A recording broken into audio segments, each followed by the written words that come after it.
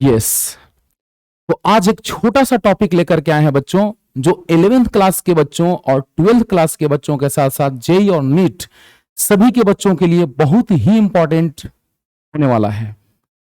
ये topic 11th class में पढ़ना है, लेकिन 12th क्लास में भी बहुत ज्यादा इसका एप्लीकेशन है। तो आखिर इस टॉपिक को अभी हम क्यों ला रहे हैं? तो इसके पीछे ये रीजन है कि जो 12th क्लास का रिवीजन चल रहा है बच्चों, उसमें जो हम प्रूफ करने वाले हैं उसमें इस फॉर्मूले का यूज होने वाला है, इसका एप्लीकेशन होने वाला है 12th क्लास के रिवीजन में। लेकिन ये इंपॉर्टेंट है 11th क्लास, 12th क्लास और साथ साथ जेईई और नीट के लिए। ओके, तो चलिए वो है क्या टॉपिक देखा जाए। तो हम लोग बात करेंगे बच्चों, प्रूव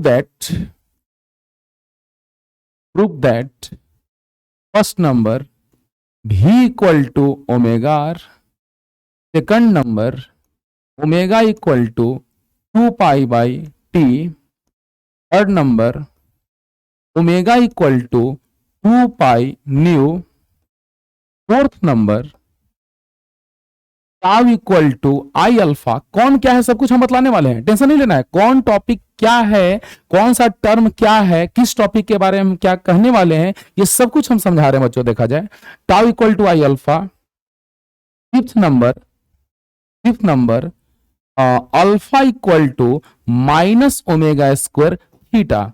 ये सभी का हम जिक्र करने जा रहे हैं डिटेल में। v equal to omega R, omega equal to 2 pi by T, omega equal to 2 pi nu, tau equal to I alpha, alpha equal to minus omega square theta.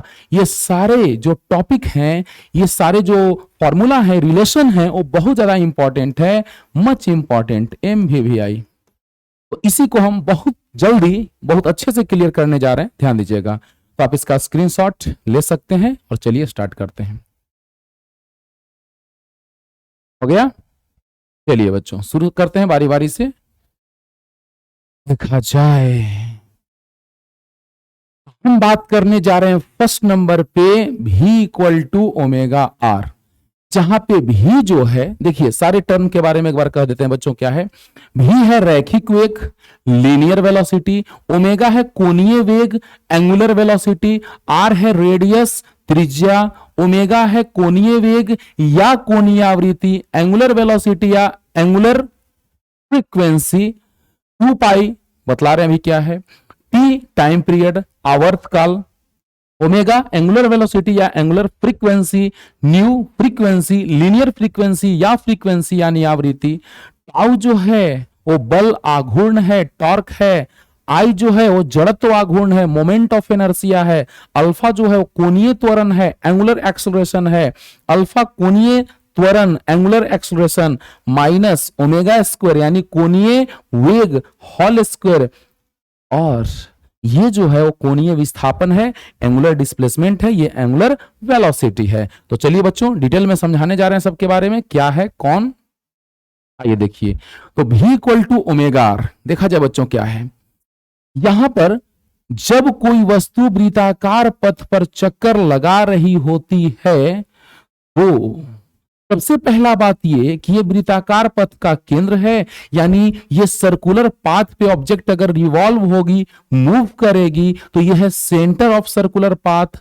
यहां से जब ऑब्जेक्ट चलना स्टार्ट करती है बच्चों, तो mind it, बात में को ध्यान में रखिएगा कि जैसे ही ऑब्जेक्ट, क्या जरूरी है, जैसे ही वृत्ताकार पथ पे चक्कर लगाएगी, सर्कुलर पाथ पे ऑब्जेक्ट मूव करेगी, तो होगा क्या कि पहले धीरे धीरे थोड़ा थोड़ा करके ये स्ट्रेट पाथ पे ऑब्जेक्ट मूव करती है, स्ट्रेट पाथ पे मूव करते करते सीधी रेखा में गमन करते करते और क्या हो जाती है, तो यह वृत्ताकार पथ पर चक्कर लगा लेती है। तो जब सीधी पाथ पे गमन करती है, सीधी रेखा में गमन करती है, तो उसका वेग जब यहां से यहां तक गई होगी वस्तु, वाह, ऑब्जेक्ट यहां से यहां तक मूव की होगी ए पॉइंट से बी पॉइंट तक, तो क्या हुआ होगा बच्चों, उसका वेलोसिटी भी रहा होगा। अब सोचिए यहां पर एंगल जो बन रहा है वो थीटा है, यानी कोण जो है वो थीटा है, और ये त्रिज्या आर है, रेडियस आर है।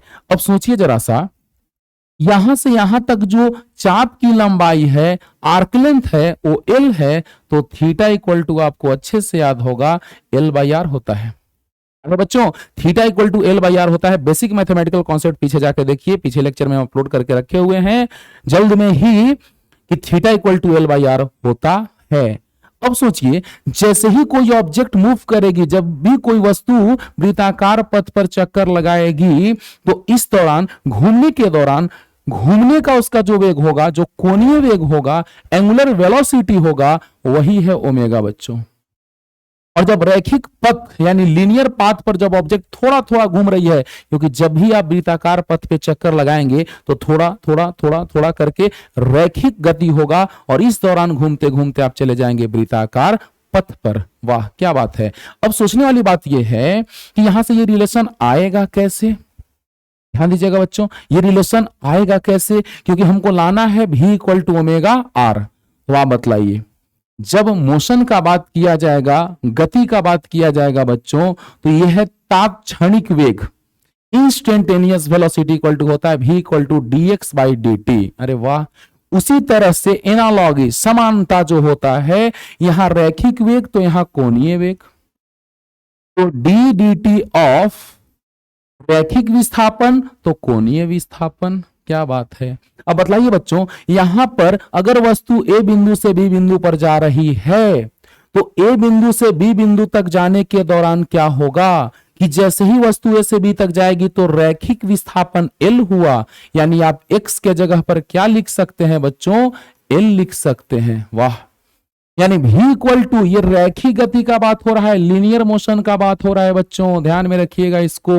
तो v इक्वल टू हो गया dx बाई dt, तो d dt ऑफ x मतलब l, क्योंकि वस्तु जब वृत्ताकार पथ पर चक्कर लगाएगी तो धीरे धीरे वो सरल रेखीय पथ पर गति करेगी।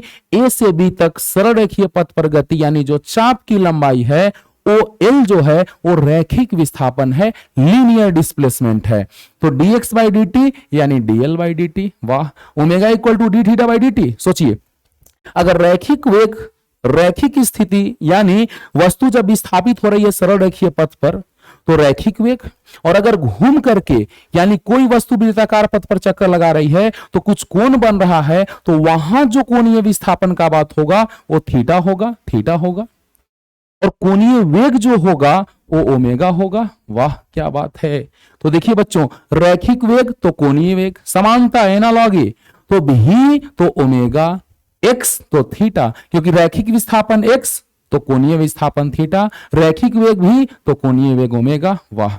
ओमेगा इक्वल टू आ गया बच्चों D D T of theta. Theta मतलब एल बाई आर। वाह।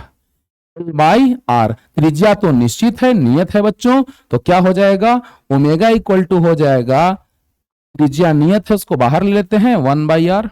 अरे यार नीचे 1 ऊपर छुपा रहता है बच्चों, D D T of L. क्या बात है बच्चों, ध्यान दीजिएगा, ओमेगा बराबर D theta by D T सही है, थीटा बराबर एल बाई आर। क्या बात है, एल बाई आर, तो थीटा के जगह एल बाई आर रख दिए, तो 1 by R into D L by D T सही है। अब बोलिए ओमेगा बराबर क्या हो गया, देखिए तो 1 by R into DL by D T, DL by D T भी, तो बताइए बच्चों आर से इधर गुना हो गया, तो भी इक्वल टू आ गया क्या, ओमेगा आर। वाह क्या बात है बच्चों, ध्यान दीजिएगा, बहुत काम देने वाला है। 11th क्लास में इसको बहुत डिटेल में पढ़ाने वाले हैं, लेकिन 12th में चूंकि एप्लीकेशन अभी तुरंत है और 11th के बच्चों के लिए भी आगे इंपॉर्टेंट है, इसीलिए ध्यान से पढ़ते रहिए बच्चों। देखिएगा omega equal to D theta by D T, D D T of theta, theta equal to L by R, 1 by R बाहर आ गया, डीएल बाई डी टी हो गया, डीएल बाई डी टी को हम कहेंगे वेलोसिटी, तो भी क्लियर। तो बताइए भी इक्वल टू क्या हो गया, ओमेगा इंटू आर। एक प्रूफ हो गया बच्चों, लिख लीजिए, स्क्रीनशॉट ले लीजिए, क्लियर हो रहा है। चलिए जल्दी लिखिए, हो गया। अब नेक्स्ट हम आ रहे हैं किस पे, तो ओमेगा इक्वल टू बच्चों, ओमेगा इक्वल टू होता है 2 पाई बाई टी।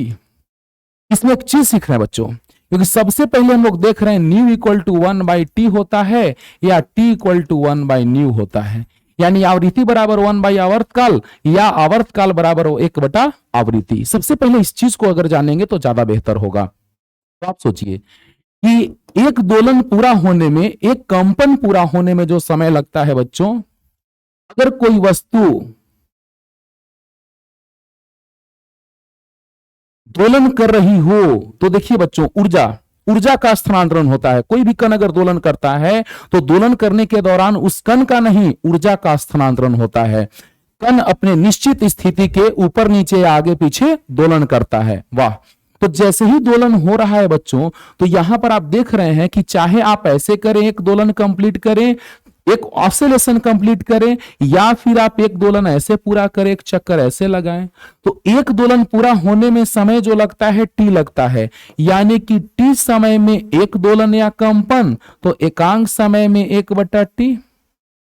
बोलिए बच्चों, इस समय में एक कंपन ऐसे भी, और एक पेंडुलम का भी बात अगर आप करें, पेंडुलम यहां पे है तो यहां पहुंचा, यहां से ऐसे आया, फिर ऐसे गया, फिर यहां पहुंचा, फिर यहां आया, मतलब यहां से यहां गया, फिर यहां आया, फिर यहां गया, फिर यहां आया, यानी यहां से यहां, यहां, यहां, यहां, यानी यहां से यहां, यहां, यहां, यहां। अगर ऐसा हो रहा है तो एक दोलन पूरा हो रहा है। और यहां भी वस्तु अगर जा रही है, यहां से यहां, फिर यहां, फिर यहां, फिर यहां, एक कंपन पूरा हुआ। यहां से यहां, यहां, यहां, यहां, एक कंपन पूरा हुआ। यानी देखिए तो बच्चों 4 भागों में बटा हुआ है। यहां से यहां, यहां, यहां, यहां से यहां, यहां, तो यहां, फिर यहां से यहां, तो यहां, तो यहां, और यहां, तो यहां, तो यहां। वाह क्या बात है। यानी सिमिलैरिटी अगर देखें बच्चों, तो एक कंपन पूरा होने में, एक दोलन को पूरा होने में, सिंगल ऑसिलेशन होने में कितना टाइम लग रहा है, टी। तो टी टाइम में एक दोलन, तो एकांक समय में 1/t दोलन होगा। और एकांक समय में जो दोलन होता है, कंपन होता है, उसे आवृत्ति कहते हैं। Number of oscillations per unit time is known as frequency. Okay, उसको न्यू से भी रिप्रेजेंट करते हैं और एफ से भी रिप्रेजेंट करते हैं, सूचित करते हैं।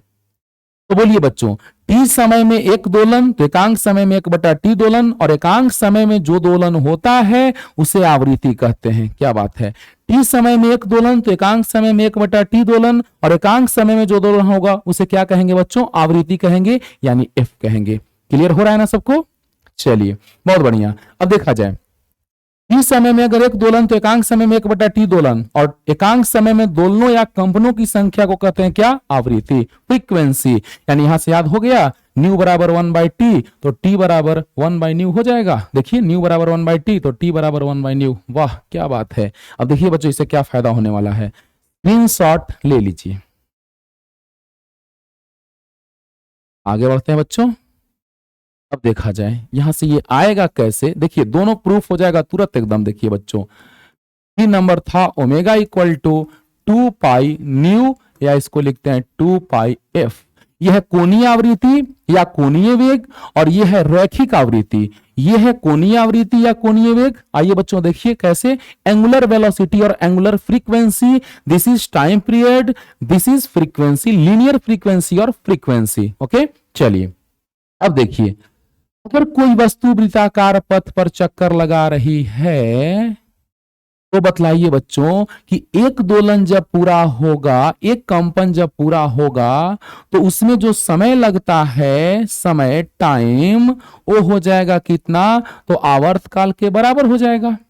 और एक पूरा चक्कर लगाने में जो दूरी तय होगा बच्चों, कोणीय विस्थापन जो होगा, क्योंकि जब घूम रही है वस्तु तो समय तो टी लगा, लेकिन जो विस्थापन हुआ, कोणीय विस्थापन, वो हुआ कितना बच्चों, थीटा बराबर हो गया 2π। आपको पता है कि जब चक्कर लगाती है कोई वस्तु वृत्ताकार पथ पर, तो केंद्र पर कोण बनता है एक पूरे चक्कर में 360 डिग्री का।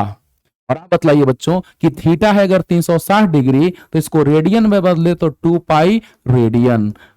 जब आप देखेंगे बेसिक मैथमेटिकल कॉन्सेप्ट का लेक्चर जाकर के, तो उसमें देखेंगे कि हमने पूरा डिटेल में बतलाया है कि कोण का वृत्तीय माप रेडियन में होता है। तो बोलिए बेटा, एक चक्कर लगाने में 360 डिग्री, तो 360 डिग्री मतलब 2π रेडियन, क्योंकि पाई रेडियन बराबर होता है बच्चों 180 डिग्री, तो 2π radian equal to 360 degree. Pi radian 180 degree, 2π radian 360 degree. बहुत बढ़िया। तो बतलाइए बच्चों, यहां से कोणीय वेग आ जाएगा, कोणीय वेग आ जाएगा यहां से बच्चों, बोलिए तो। देखिए तो कोणीय वेग बराबर हो जाएगा कोणीय विस्थापन बटा समय, तो कोणीय विस्थापन थीटा बटा टी। क्योंकि आप जानते हैं कि रैखिक विस्थापन, रैखिक वेग होता है, रैखीय वेग होता है, या सिंपली उसको वेग कहते हैं, वेग बराबर होता है विस्थापन बटा समय। वेग बराबर होता है विस्थापन बटा समय, रैखिक वेग बराबर रैखिक विस्थापन बटा समय, तो कोणीय वेग बराबर कोणीय विस्थापन बटा समय। तो देखिए तो ओमेगा बराबर क्या आ गया बच्चों, इसको आगे बनाते हैं। चलिए यहां तक क्लियर है ना। अगर एक चक्कर लगाएगी कोई वस्तु तो वृत्ताकार पथ पर तो क्या होगा, एक चक्कर लगाने में 360 डिग्री यानी 2 पाई रेडियन, तो थीटा आ गया 2 पाई रेडियन एक चक्कर में। आप कहेंगे सर 2 चक्कर लगाएगा तब क्या होगा, बच्चों 2 चक्कर जब लगाएगा तो यहां भी 2 से गुना होगा और दुगुना समय भी लगेगा। 2 बार घूमने में दुगुना समय, 2 बार घूमने में दुगुना, तो जब भाग देंगे तो कट जाएगा, वही आ जाएगा। वाह क्या बात है। तो यहां तक आइए बच्चों। चलिए ये तो आप लिख लिए होंगे, इसको मिटा देते हैं, नहीं तो बैक करके आप लिख लीजिएगा। देखिए हम लोग को लाना था omega equal to 2 pi nu या 2 पाई एफ। तो देखिए बच्चों यहां के बाद देखा जाए तो कोणीय वेग बराबर होता है बच्चों, कोणीय वेग एंगुलर वेलोसिटी इक्वल टू होता है कोणीय विस्थापन बटा समय, एंगुलर डिस्प्लेसमेंट बाय टाइम। रैखिक वेग रैखिक विस्थापन बटा समय, कोणीय वेग कोणीय विस्थापन बटा समय। तो कोणीय विस्थापन हो गया 2 पाई और समय हो गया टी, तो ओमेगा इक्वल टू आ गया बच्चों 2 पाई बाई टी।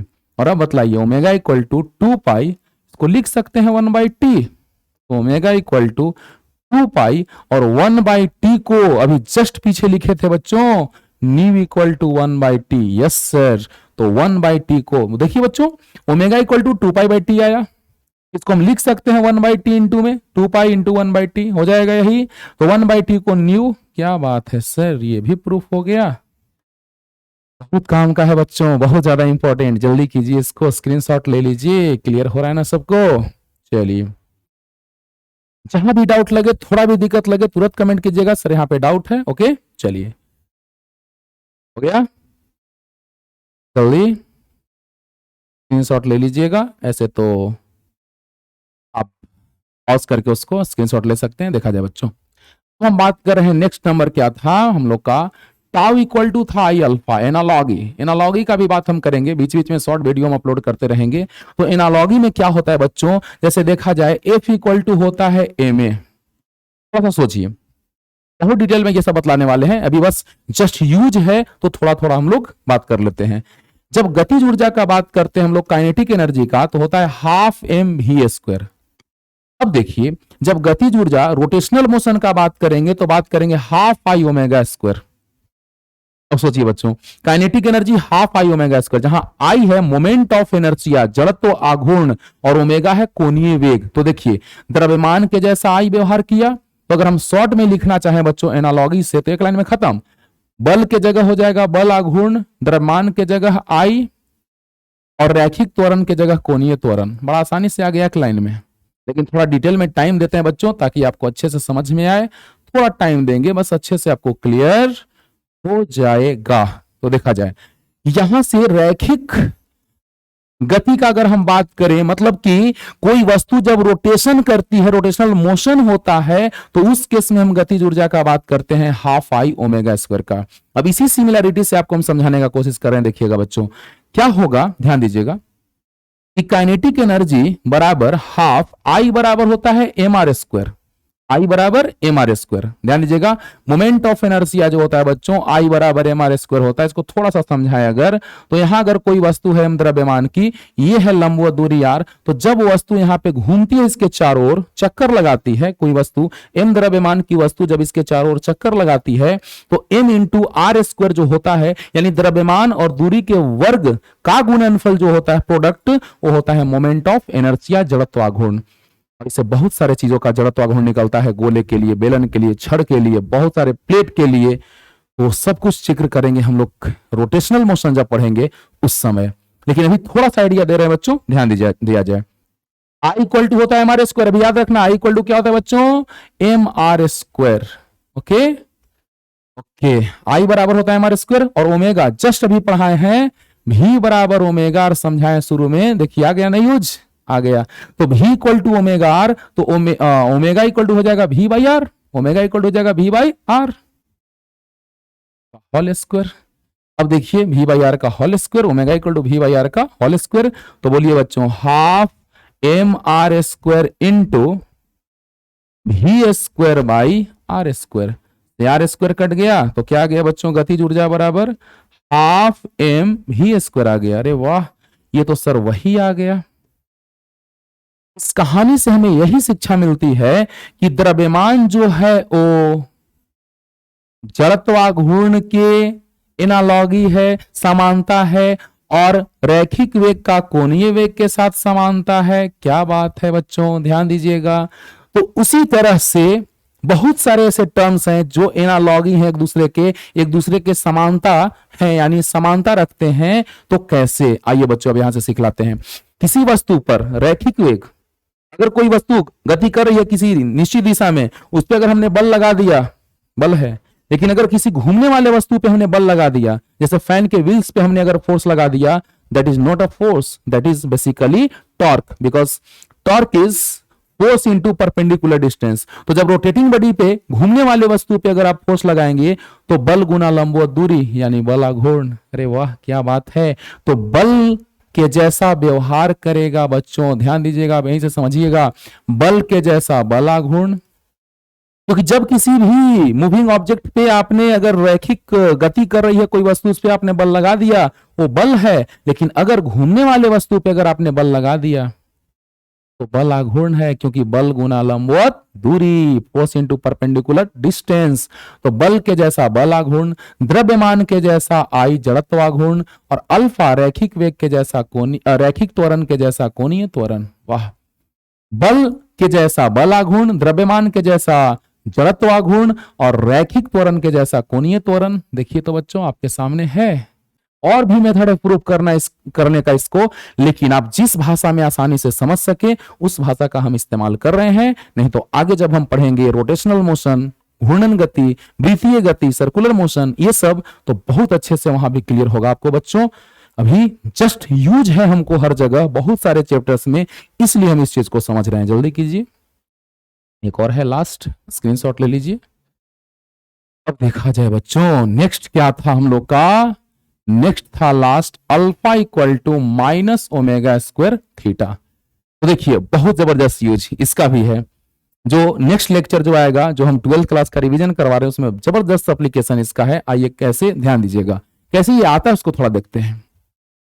जस्ट हम आपको इस तरह से समझाने का कोशिश कर रहे हैं कि आप आसानी से समझे, नहीं तो इसका भी मेथड और भी है। ये आपका जो ग्राफ, साइन का ग्राफ बताए थे बच्चों पीछे जब बेसिक मैथमेटिकल कॉन्सेप्ट में, तो अगर यहां पे ऊपर प्लस ए है, नीचे माइनस ए है, तो यहां y equal to A sine omega T या साइन थीटा, यहां टाइम टी, यहां y। तो बस अभी ये समझिए कि साइन का ग्राफ है जिसमें महत्तम मान प्लस ए है, न्यूनतम मान माइनस ए है, मतलब नीचे की ओर महत्तम है वो, और ये ऊपर की ओर महत्तम है, और तरंग का गमन इस तरह से, साइन का ग्राफ इस तरह से है ना, है। ये चीज का जिक्र हम किए हैं बेसिक मैथमेटिकल कॉन्सेप्ट में। अब सोचिए y इक्वल टू है बच्चों ए sine omega T, okay.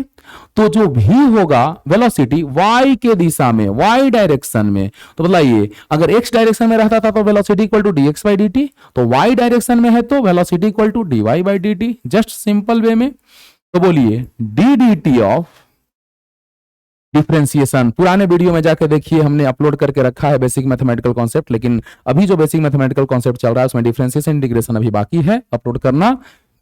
y कितना, a साइन ओमेगा टी। बोलिए बच्चों velocity, rate of change of displacement is known as velocity. सब कुछ जिक्र करेंगे जब मोशन चैप्टर पढ़ेंगे हम लोग तब। तो v equal to dy by dt, अभी जस्ट यूज है इसका, तो इस चीज को हम लोग समझने का कोशिश कर रहे हैं बच्चों, ध्यान दीजिएगा।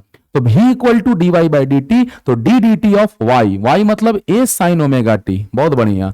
तो v इक्वल टू a बाहर, कांस्टेंट बाहर, और साइन थीटा का डिफरेंशिएशन cos ओमेगा टी, और याद कीजिए बच्चों ओमेगा टी का तो ओमेगा बाहर और टी का डिफरेंशिएशन 1, सिंपल।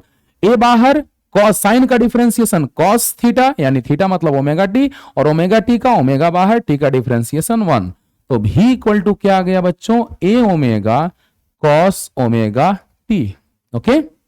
चलिए अब यहां से वेलोसिटी आ गया। अब हम लोग बात करें एक्सेलरेशन का, a इक्वल टू होता है dv बाई dt। वाह, rate of change of velocity is known as acceleration. वेग परिवर्तन की दर को त्वरण कहते हैं और विस्थापन परिवर्तन की दर को वेग कहते हैं। तो बोलिए बच्चों d dt of v, v मतलब ए ओमेगा कॉस ओमेगा टी। भले हम लोग इतना ला ले रहे हैं बच्चों, लेकिन जब हम लोग एसएचएम पढ़ेंगे, सिंपल हार्मोनिक मोशन, सरल आवर्त गति, उसमें क्या बतलाएं, इसका क्या एप्लीकेशन है। जबरदस्त, जो यहां से लाने जा रहे हैं उसका जबरदस्त एप्लीकेशन है बच्चों। देखा जाए, इस लेक्चर को आप ध्यान से देखिएगा, बहुत मजा आएगा।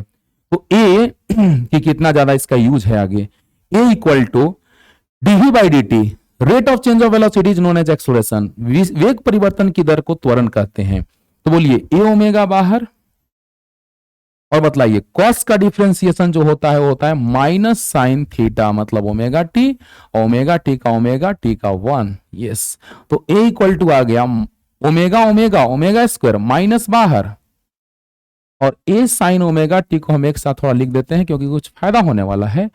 ए equal to minus omega square. बोलिए बच्चों ये क्या है, ये क्या है बोलिए, देखिए ध्यान से, ए ओमेगा बाहर, कॉस का differentiation minus sign omega T का ओमेगा इंटू 1, वाह, ओमेगा स्क्वायर बाहर माइनस, और ए साइन ओमेगा टी को हमने एक साथ रखा, क्यों, क्योंकि ये कुछ है, वाई है, वाह। अगर हमने वाई में बात किया, यहीं से एसएचएम का कॉन्सेप्ट समझाएंगे बच्चों, पहले ऑसिलेशन समझाएंगे, है ना, पीरियोडिक मोशन का बात करेंगे, एसएचएम का बात करेंगे, बहुत डिटेल में चलेगा वहां कॉन्सेप्ट। लेकिन अभी जिसका यूज है उसका हम लोग बात करें, देखिए ध्यान से, यहां पर a इक्वल टू आ गया माइनस ओमेगा स्क्वायर वाई, बढ़िया, तो a equal to minus omega square y आ गया, यानी कि रैखिक विस्थापन तो रैखिक त्वरण, तो सिमिलरली इसी प्रकार कोणीय त्वरण तो माइनस ओमेगा स्क्वायर, कोणीय विस्थापन थीटा। अरे वाह क्या बात है, ध्यान दीजिए बच्चों, रैखिक विस्थापन तो रैखिक त्वरण, वाई में तो वाई में, अगर एक्स में रहता तो एक्स, जेड में तो जेड, तो रैखिक विस्थापन तो रैखिक त्वरण, तो कोणीय विस्थापन तो कोणीय त्वरण। देखिए बच्चों, सारे फार्मूला को हमने प्रूफ करके आपके सामने रख दिया, लेकिन जब ये चैप्टर्स में चलेंगे, हर एक टॉपिक अपने अपने चैप्टर्स में चलेंगे, तो वहां तो मत कहो बच्चों, बहुत डिटेल में चलेगा। लेकिन अभी जितना यूज है उतना हमने आपको बतलाया, और आपको अच्छे से समझ में भी आ रहा होगा, तो लिख लीजिएगा और अच्छे से पढ़ते रहिए। फिर आगे लेकर के आ रहे हैं next lecture. Okay, tata bye bye, thank you so much. Okay, tata bye bye.